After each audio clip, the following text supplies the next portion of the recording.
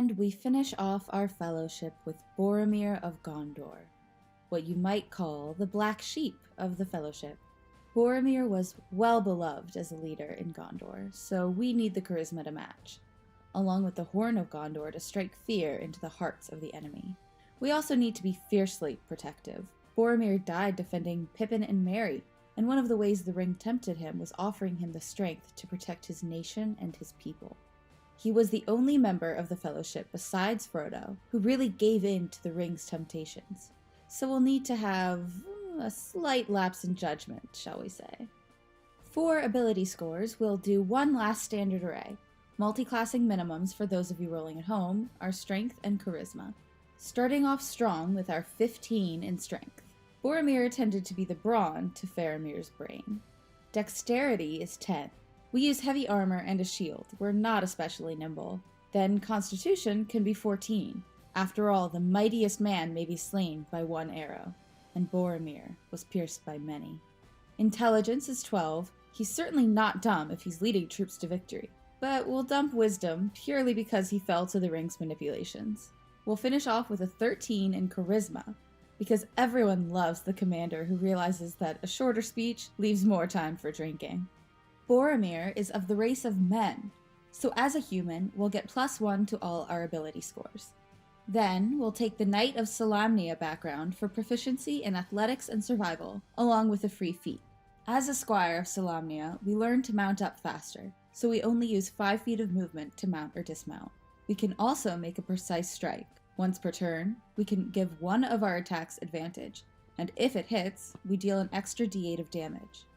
We can do that a number of times per day, equal to our proficiency bonus, but we don't actually expend a use unless the attack hits. Just like Gimli, Boromir is pretty straightforward, and is almost entirely a fighter. We'll take history and perception for our skills, and dueling for our fighting style, to get 2 extra damage from our one-handed weapons, so we can rock the classic sword and board style. Then, Second Wind works just like it did the other 7 times it came up in the Fellowship. As a bonus action, we can heal ourselves for 1d10 plus our fighter level HP once per rest. And at second level, we can action surge to take a second action on our turn once per rest. Boromir is kind of the big brother figure in the Fellowship, and in his life, so we'll make him a Cavalier who protects his friends. That gives us persuasion proficiency. We have advantage on saves we make to avoid falling off our mount, and if we do end up falling off, we can land on our feet if we only fall 10 feet. Cavaliers can also draw enemies aggro. Whenever we hit a creature with a melee weapon attack, we can mark them until the end of our next turn. As long as a marked creature is within 5 feet of us, they have disadvantage on attacks against anyone except us. And if a marked creature does end up dealing damage to someone else, we can attack them on our next turn as a bonus action. That attack has advantage, and we add half our fighter level to the damage. But we can only make the special attack a number of times per day equal to our strength modifier. We can mark as many creatures as we want though. It's just the revenge attack that's limited. At level 4, with the first of our many ability score improvements, we'll grab the Shield Master feat. As long as we're using a shield, we can shove a creature as a bonus action when we take the attack action, either pushing them back 5 feet or knocking them prone if our athletics beats theirs. We can also add our shield's AC bonus to any dex saves we make against effects that only target us. And if we would take half damage from passing a dex save, we can use our reaction to take no damage instead. 5th level fighters can attack twice with the attack action. Then, at 6th level, we'll become a Knight of the Rose, or if you want to flavor it more appropriately, a Knight of the White Tree of Gondor.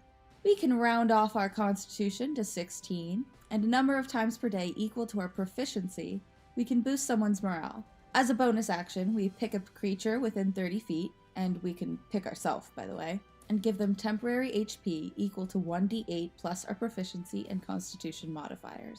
7th level Cavaliers get Warding Maneuver to deflect attacks from ourselves or our friends. A number of times per day equal to our Constitution modifier, we can use our reaction when we or a creature within 5 feet of us is hit by an attack. We add a d8 to that creature's AC against that attack, and if the attack still hits, the creature resists the damage, so they only take half. We're already a Knight of the Rose, so now we'll become a Knight of the Sword as well. Our charisma goes up by 1, and we can try to demoralize creatures we attack. A number of times per day equal to our proficiency, though only once per turn. When we hit a creature with a weapon attack, we can force them to make a wisdom save. If they fail, they're frightened of us until the end of our next turn. But even if they pass, they get disadvantage on the first attack roll they make before the end of their turn. 9th level fighters are indomitable, letting them reroll one saving throw that they fail per day. And 10th level Cavaliers can hold the line, as creatures provoke opportunity attacks just by moving more than 5 feet while in our reach, even if they don't leave our reach. Plus, if we hit with an opportunity attack, then we drop the creature's speed to 0 for the turn, so it's even harder for them to get past us to get to the hobbits. Most of the back half of Fighter gets us more of what we can already do. We can attack 3 times with the attack action at 11th level. We'll even out Intelligence and Charisma to 14 and 16 respectively at 12th. And at 13, we get a second use of Indomitable per day. Our 14th level ASI will shore up our weaknesses by evening out our Dexterity and Wisdom to 12 and 10 respectively. Since we're a Cavalier, we're a ferocious charger. If we move at least 10 feet in a straight line before attacking a creature, we can impose a strength save on them if we hit, knocking them prone on a fail. Unfortunately, despite having 3 attacks in a round, we can only do this once per turn, so we can't just run forward and knock down a whole squad of orcs like bowling pins, regardless of how cool a scene that would have been. Our last ASI will go towards our strength, buffing it to 18.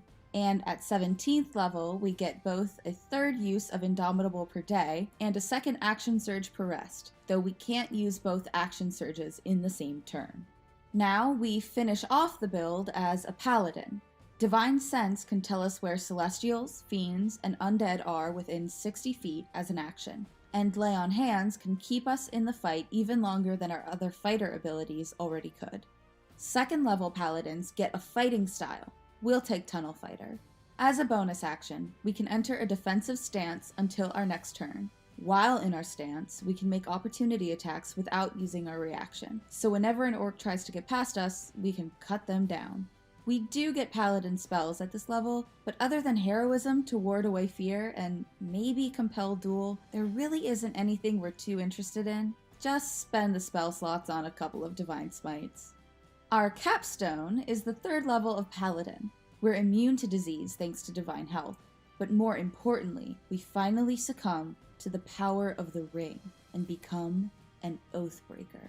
We get a couple of oath spells.